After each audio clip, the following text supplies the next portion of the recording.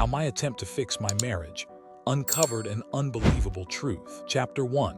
The foundations of a fractured life. Every story about a broken marriage has a beginning, a point where the tracks start to misalign long before the train finally derails. For me, that beginning goes all the way back to high school. I met my wife when we were just teenagers, 15 years old, full of idealistic notions about love, loyalty, and forever. We were each other's first real loves. We dated for 3 solid years, navigating the turbulent waters of adolescence together. But like many high school relationships, the pressure of impending adulthood caused a rift. In the middle of our senior year, we broke it off. We stayed separated for a little over a year. During that year apart, I lived the life of an ordinary young guy.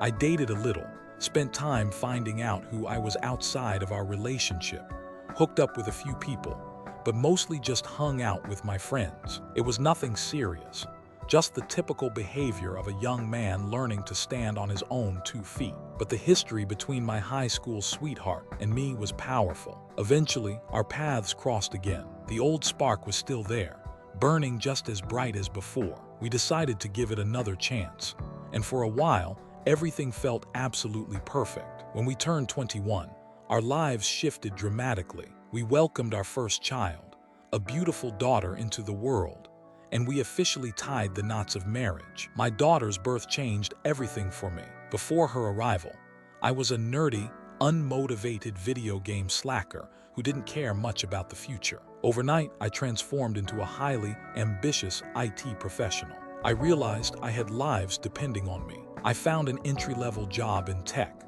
poured my blood, sweat, and tears into it, and rose through the ranks rapidly. Soon, I was getting promoted and traveling across the country for corporate projects. 3 years later, at 24, our second child was born. However, as my career took off and our family grew, something vital began to erode at home. Before the children were born, our intimate life was thriving and healthy.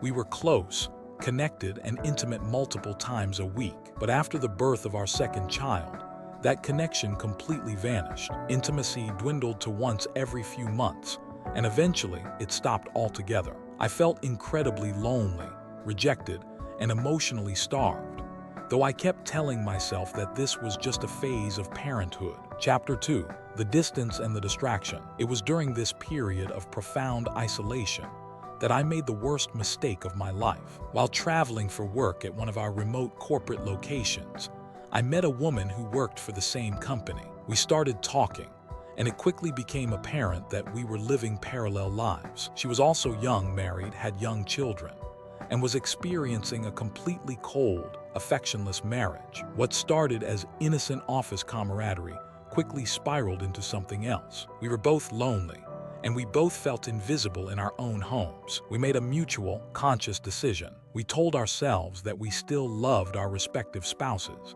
but we desperately needed physical affection and intimacy. To prevent ourselves from falling in love and ruining our families, we established strict boundaries.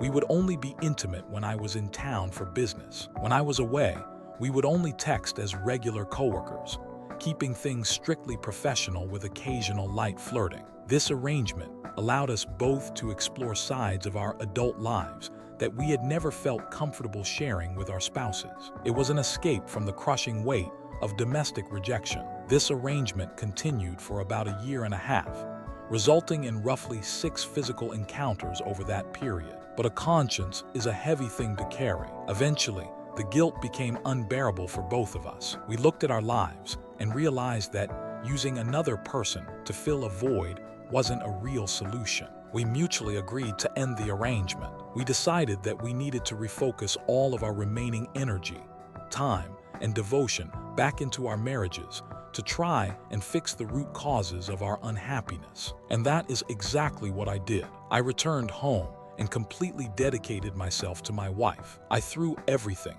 I had into rekindling the romantic fire in our marriage. I bought flowers, planned dates, tried to initiate deep conversations, and attempted to show her how much I valued her. Unfortunately, my efforts didn't really change things in the bedroom. The physical distance remained, but outside of our intimacy, our life looked picture perfect. She was an incredible mother, an amazing companion, and a wonderful person. I looked at my beautiful children and made a conscious choice.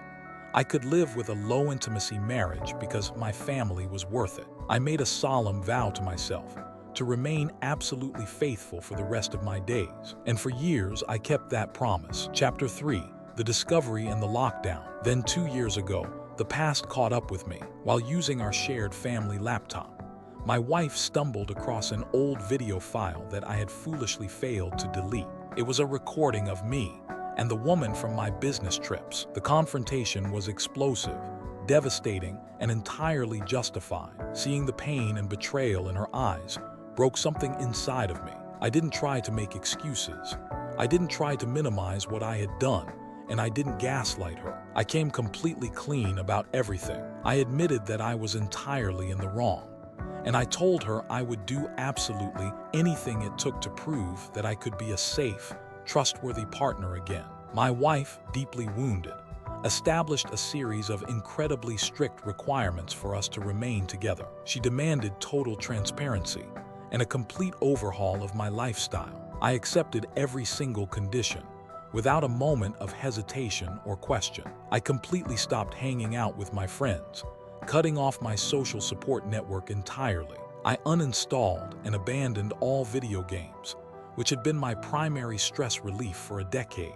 I deleted my MSN Messenger and stopped chatting with old buddies online. My internet usage was severely restricted and monitored. I resigned from my high-paying IT job that required travel and took a local position with less pay just to ensure I was home every single night. I took over the vast majority of the household chores and cooking.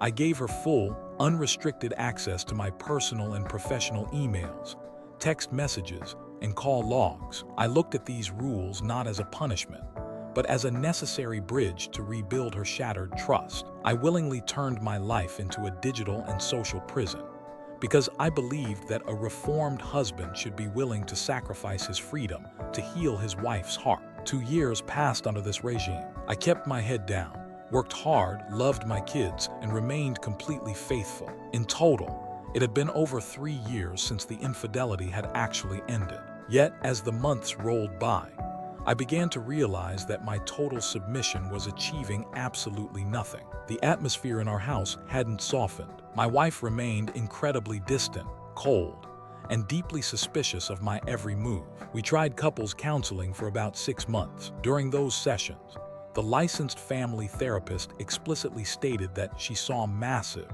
undeniable improvements in my behavior. The therapist noted that I was making a monumental, authentic effort to reconstruct trustworthiness, and that I exhibited zero signs of being a repeat offender. But my wife absolutely hated the therapy sessions. She loathed sharing the intimate details of our personal life with a professional and abruptly declared that the counseling wasn't helping at all. So we stopped going. Chapter 4. The Double Standard. As we entered the 3rd year post-discovery, the restrictions on my life began to feel less like a healing process and more like a permanent double standard. A stark imbalance had developed in our household. My wife maintained an active Facebook account, while I was strictly forbidden from having any social media presence whatsoever. She was allowed to go out on weekends with her girlfriends to enjoy drinks and dinners, but I was forced to remain at home.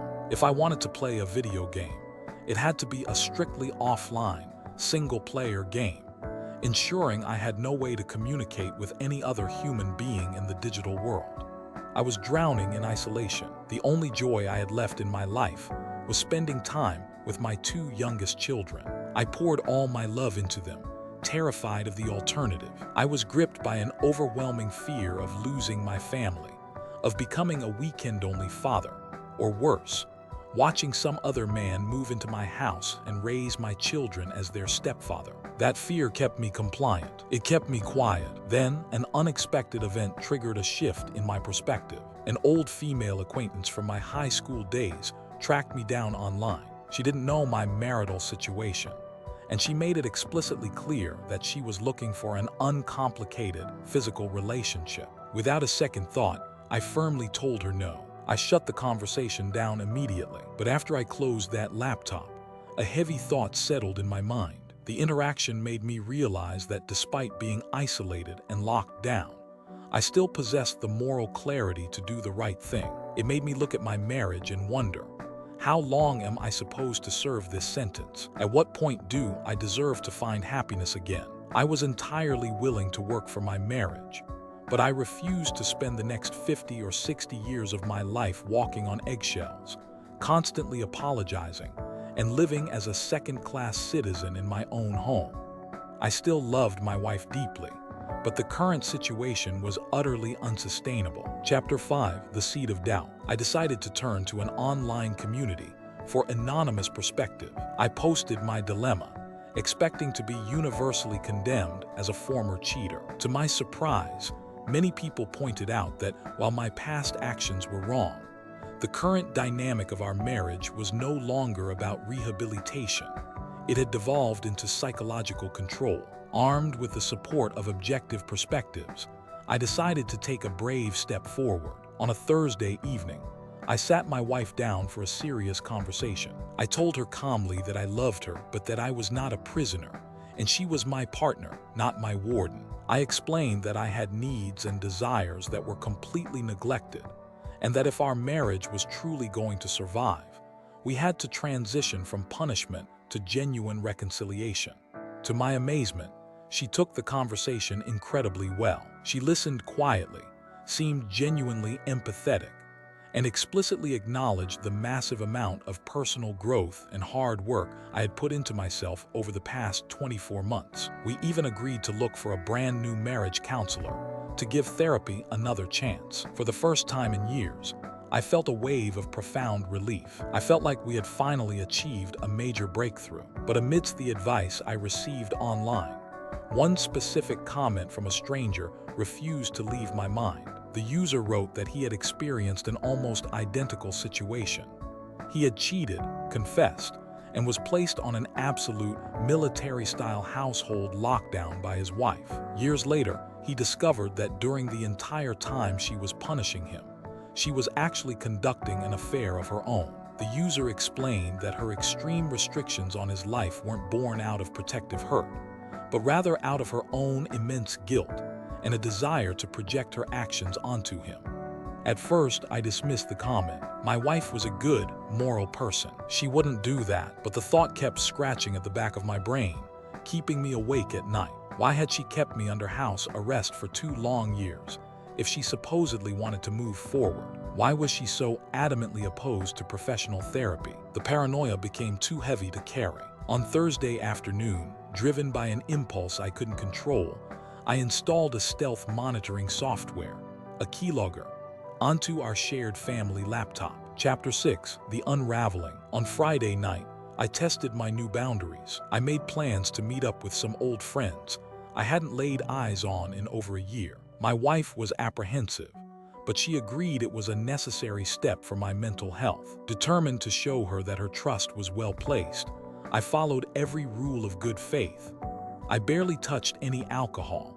I answered every single one of her text messages and phone calls instantly, and I walked through our front door exactly 20 minutes before the curfew I had set for myself. She was already in bed, sleeping peacefully. When she asked how it went, I smiled and told her it was wonderful. On Saturday morning, we sat in the kitchen and talked about the night before. She seemed genuinely happy for me, and I was absolutely beaming. I felt an incredible euphoric high. I was regaining my friends. My wife was smiling at me, and our relationship was finally healing. Looking at her, I felt a sudden wave of intense shame for installing that keylogger. Trust cannot be built on spyware, I told myself. It was an act of pure desperation and paranoia. Besides, we already had an open device policy. I decided to log onto the laptop immediately to completely uninstall the software and wipe the slate clean. But human curiosity is a dangerous thing. Before hitting the uninstall button, I decided to take a quick glance at the log files from the past 48 hours. Most of it was completely mundane. Searches for household items on Amazon, browsing Facebook, watching music videos on YouTube, and her standard Gmail account. Everything looked pristine until I scrolled down to the very end of the log. I noticed she had opened a browser window and logged into a completely different Gmail address, an account I had never seen in my entire life. I tried to stay calm. I reasoned that perhaps it was just an old alternate account.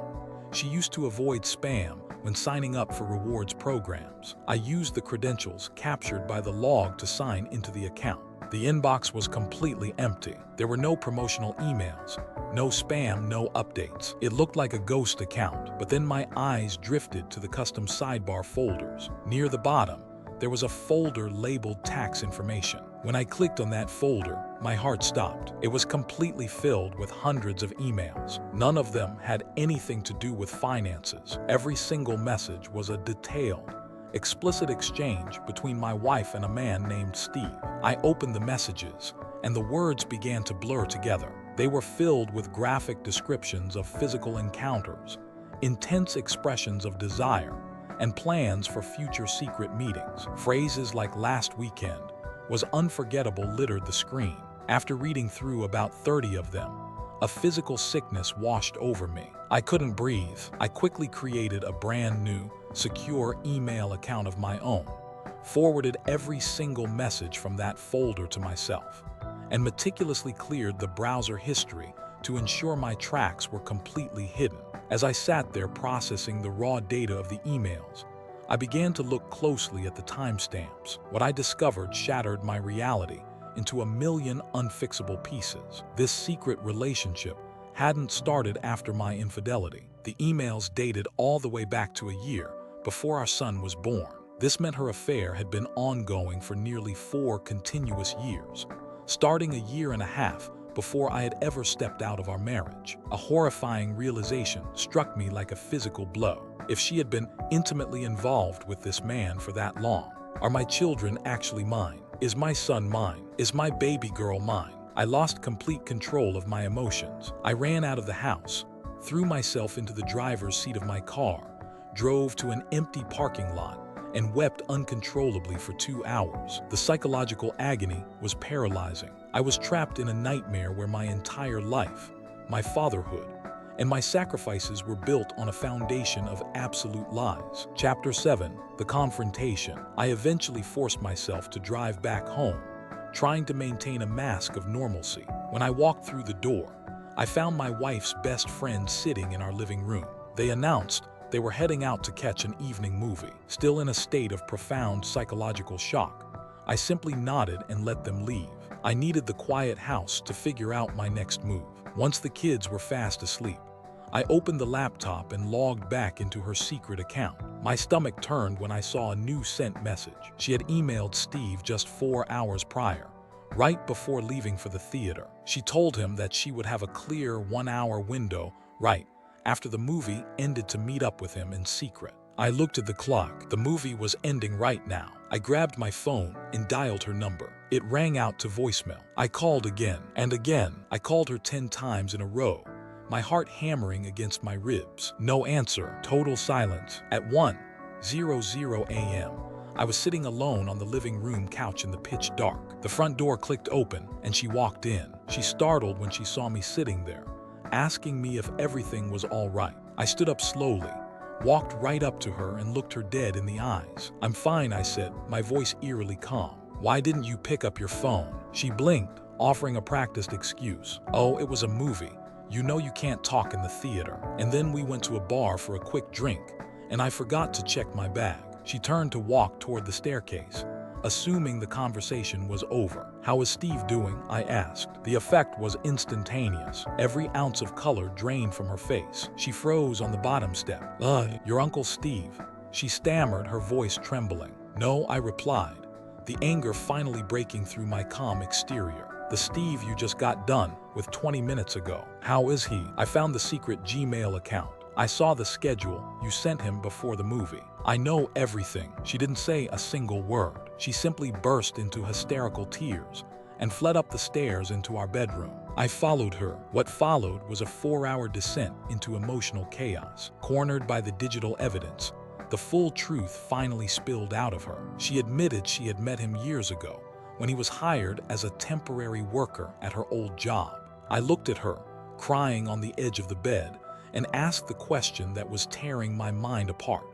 When you discovered my video 2 years ago, when I was on my knees begging for your forgiveness, confessing everything, and changing my entire life for you, why didn't you just come clean then? We could have laid all the cards on the table. We could have faced our demons and fixed this together as equals. She sobbed, hiding her face in her hands. She claimed she was too deeply hurt by my actions and too intensely ashamed of her own choices to confess. She claimed that she had tried to break it off with Steve to focus on our marriage, but 8 months into my household lockdown, she felt lonely and reconnected with him, restarting the entire cycle. Why the prison rules then? I demanded. Why put me through a 2-year psychological lockdown? Because I love you, she wept. I was terrified you would leave me if you found out. The sheer hypocrisy of it was staggering. I pointed out the brutal truth. I strayed because our intimacy completely died, but you were receiving affection and intimacy from another man this entire time. You didn't want it at home because you were getting it from him. So why did you do it? She confessed that Steve had been relentless in his pursuit of her, which made her feel incredibly desirable and sexy during a time when she felt like just a mother. She added that the taboo nature of the secret dynamic provided a thrill that she became addicted to. Then came the heaviest question of all. Are the 2 youngest children mine? Yes, I swear they are yours, she screamed. How can you possibly know that for certain without a medical test? I asked. I just know, she whispered, but a mother's intuition wasn't enough to heal the massive chasm of doubt in my soul. I felt completely hollow. I stood up, turned away from her, and walked toward the front door. She grabbed my arm, begging and pleading with me to forgive her. She told me I could set whatever harsh rules I wanted, that I could track her location, read her messages, and put her under the exact same house arrest she had put me through. I gently removed her hands from my arm. I have absolutely no interest in being your warden, I told her quietly. I walked out into the cool night air and walked alone for a solid hour, trying to find some semblance of reality in a world that had completely collapsed. Chapter 8. The Road to Autonomy. The days that followed were a blur of profound awkwardness and emotional exhaustion. I spent Sundays sitting on the living room couch, silently watching my 2 youngest children play on the rug. I found myself staring at the shape of their ears, the color of their eyes, desperately searching for my own genetic traits, haunted by the fact that I had no idea what this man Steve looked like. When my wife tried to force a conversation that evening, I simply didn't have the emotional capacity to engage. My soul felt completely depleted. We slept in separate rooms, her crying echoing through the floorboards. By Monday, I knew I needed to take control of my life. I insisted on a formal separation. She fought against the idea of me moving out, desperate to keep up the appearance of our family unit, but I stood my ground firmly. I had spent 2 years trapped inside my own home under false pretenses. I needed space to figure out who I was outside of her web of secrets. My very first action during our separation was to get a legal DNA paternity test for my children. The 2 weeks spent waiting for those laboratory results were a living hell. I crashed on a friend's couch, returning to the family home only on weekends to care for my kids while my wife stayed elsewhere. During this time, we officially entered intensive couples counseling with a new therapist. The professional was utterly stunned by the complexity of our history. The therapist was incredibly blunt, stating clearly that the primary source of our current trauma stemmed from my wife's calculated, multi-year deception, and recommended that she immediately seek independent, individual psychiatric counseling alongside our joint sessions. 4 weeks after the confrontation, the official medical envelope arrived in my mailbox. I tore it open with shaking hands. Probability of paternity, 99.9%. They were mine. An overwhelming wave of pure relief washed over me. In that exact moment, a profound shift occurred within my mind. Knowing that my children were biologically mine gave me a strange sense of absolute freedom. I realized that no matter what happened with my marriage, my children would always be my children. And with that freedom came absolute clarity. I kept returning to the same haunting question. What kind of person watches the person they love destroy their own life out of guilt, knowing they are committing the exact same infraction on a much grander scale? The sheer cruelty of the house arrest she had imposed on me while she continued her affair, was something I simply could not look past. I also discovered that despite our agreement for total honesty, she had kept her secret Gmail account active. Though she wasn't replying to Steve's persistent messages, she was still logging in to read them, keeping a foot in both worlds just in case our reconciliation failed. That was the final straw. I refused to live my life as a suspicious, angry warden checking laptops every weekend. I didn't want to become a toxic person. The next morning, I looked at her and told her calmly that I could never forgive what she had done. I told her I could have moved past the physical betrayal, but I could never heal from the calculated cruelty of how she treated me during those 2 years of lockdown. She collapsed into tears, offering a million promises, but her words no longer carried any weight. I retained a family law attorney that Monday. 5 months later, our divorce was finalized. Today, I am living in my own apartment, and I am finally starting to feel like myself again. We successfully established an amicable 50-50 shared custody agreement. I am actively reconnecting with the lifelong friends I was forced to abandon, and I am exploring new hobbies to fill my quiet weekends. I've even gone on a couple of casual double dates arranged by my friends. It is nice to experience pleasant company again, though I know I am nowhere near ready to truly trust a romantic partner with my heart. I am perfectly content to take things slow and focus entirely on being the best father I can be. My ex-wife and I maintain a strict rule of zero conflict in front of the children, ensuring they are protected from the history of our mistakes. The road to true recovery is long, winding, and difficult, but as I look around my new home, I finally know the answer to the question I asked so long ago. Happiness isn't something you wait for someone else to grant you as a reward for good behavior. Happiness is something you choose for yourself, the moment you decide to walk out of the prison of someone else's hypocritical rules and step out into the clean air of the truth. It's honestly mind-blowing how a relationship that started back when they were just 15 years old could unravel into such a calculated maze of hypocrisy. Personally, I think the wildest part isn't even the fact that they both stepped out of the marriage. It's the 2 years of literal house arrest he endured, while she was doing the exact same thing behind his back. I can't even imagine the level of betrayal he felt in that living room at 1 a.m. But what do you guys think? Was he right to officially call it quits after finding out about the double standard? Or do you think there was any way back from a web of lies that deep? Let me know your thoughts in the comments below. I read all of them. If you want to see more crazy stories, make sure to hit that like button, subscribe to the channel, and turn on notifications so you never miss a video. Thank you so much for watching, and I'll see you all in the next one. Take care.